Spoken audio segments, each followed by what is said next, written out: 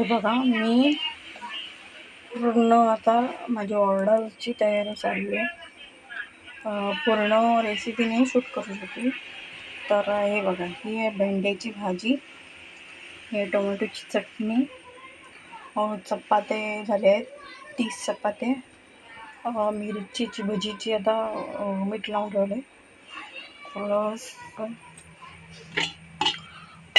गवारची.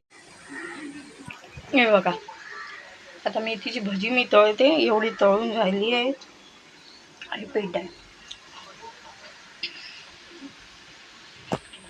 हे बघा, आता ही तळून घेते. आता फक्त राहिली आहे कढी.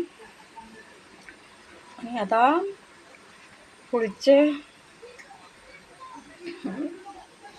2 वाजता मला ऑर्डर द्यायची आहे.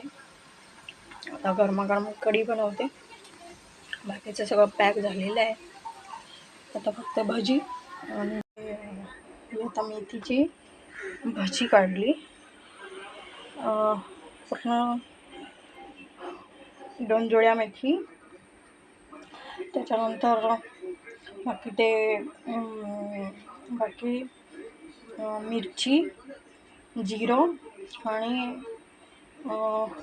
लसूण याचं वाटण करून घेतलं. आणि सगळं कोथिंबीर वगैरे घालून ते सगळं वाटण मेथीच्या मीठ लावलेल्या याच्यामध्ये भिजवून घेतलं. थोडंसं त्याच्यामध्ये तांदळाचं पीठ टाकलं कडक होण्यासाठी, आणि बाकीचं बेसन असं करून पीठ मळून घेतलं. आणि आता याची भजी काढून घेतली. याचा थोडासा स्वाद वाढवण्यासाठी त्याच्यामध्ये मेथीची भजी म्हटल्यानंतर थोडीशी कडवट लागतात, म्हणजे मेथी कडू असते आणि ती शरीराला चांगली पण असते. थोडासा हलकासा त्याच्यामध्ये